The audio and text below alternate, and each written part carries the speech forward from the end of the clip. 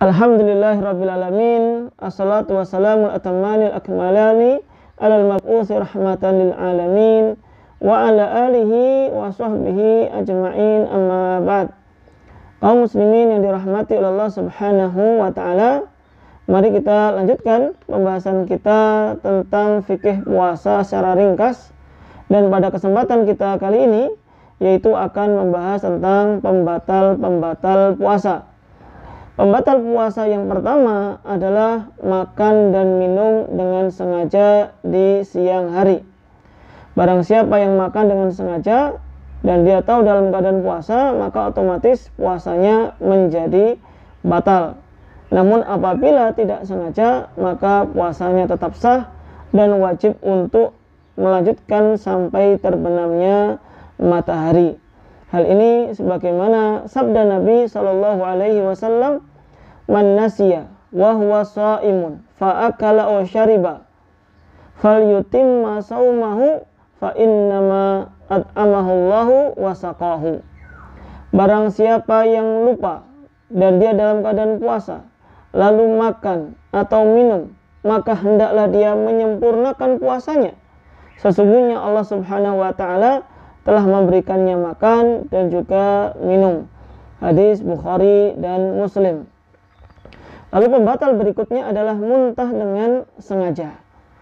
Lalu bagaimana apabila tidak disengaja? Apabila tidak disengaja, maka tidak menjadikan puasanya batal. Hal ini sebagaimana sabda Rasulullah sallallahu alaihi wasallam, "Man dzara'ahul qai' falaysa 'alaihi al-qada'. Wa man istaqa'a amdan falyaqdi." Barang siapa yang muntah tanpa sengaja, maka tidak wajib untuk mengqadha. Dan barang siapa yang muntah dengan sengaja, maka wajib baginya untuk mengqadha. Hadis riwayat Abu Dawud, Tirmidzi dan yang lainnya, disahihkan oleh Al-Imam Al-Albani. Lalu pembatal berikutnya adalah haid dan nifas. Bagi seorang wanita yang mengeluarkan darah haid dalam keadaan puasa, maka otomatis puasanya juga batal. Meskipun keluarnya darah haid mungkin sekitar 5 menit sebelum datangnya waktu maghrib.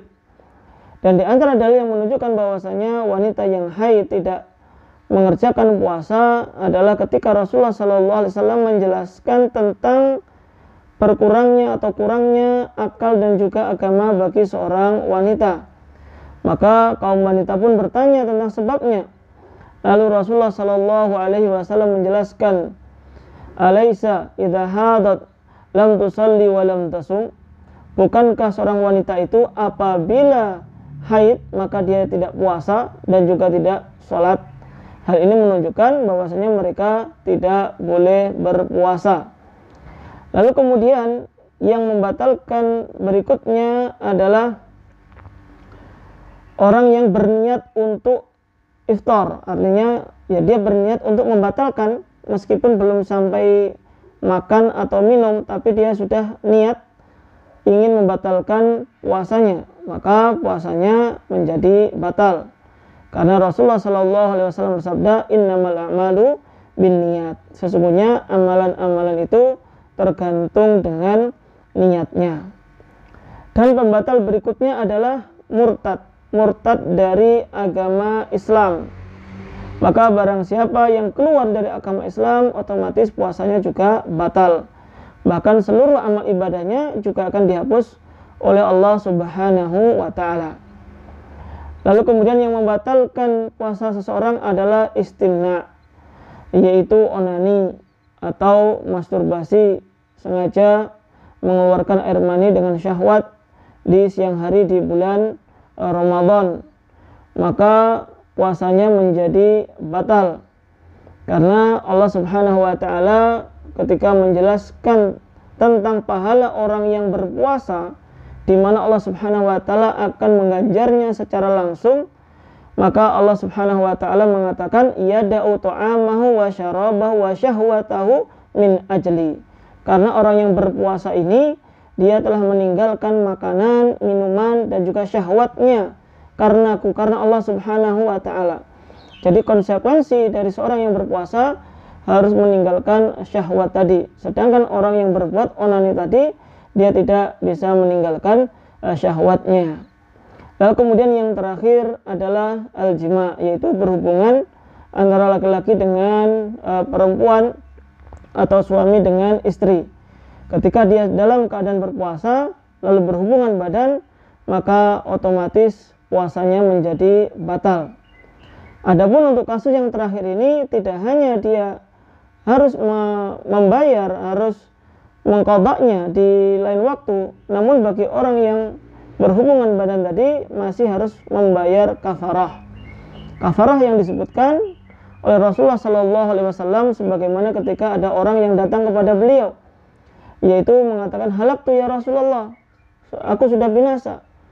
Yaitu ketika orang tersebut menyebutkan telah melakukan hubungan suami istri di siang hari di bulan Ramadan, maka Rasulullah pun memerintahkan untuk memerdekakan budak. Namun ternyata tidak bisa memerdekakan budak karena nggak punya uang. Lalu Rasulullah pun memerintahkan untuk berpuasa selama 60 hari berturut-turut. Namun ternyata orang tersebut juga tidak mampu. Lalu diperintahkan untuk memberikan makan kepada 60 orang miskin. Namun ternyata juga tidak mampu. Sampai akhirnya Rasulullah pun tidak punya solusi yang lain. Maka ketika diam sejenak, datanglah kepada beliau seseorang yang membawa kurma. Lalu kurma tersebut diberikan kepada orang yang tidak kuat menahan syahwatnya tadi, memerintahkan agar diberikan kepada fakir miskin sebagai sedekah. Namun juga ternyata orang tersebut adalah orang yang paling miskin, sehingga Rasulullah pun menyuruhnya untuk diberikan kepada keluarganya. Namun intinya, orang yang sengaja berhubungan badan di siang hari di bulan Ramadan, dia telah melakukan dosa yang sangat besar. Di samping puasanya batal dan dia harus mengqadanya, maka dia harus membayar kafarah sebagaimana yang telah kita sebutkan tadi. Wallahu ta'ala alam bisawab, itu yang dapat kami sampaikan.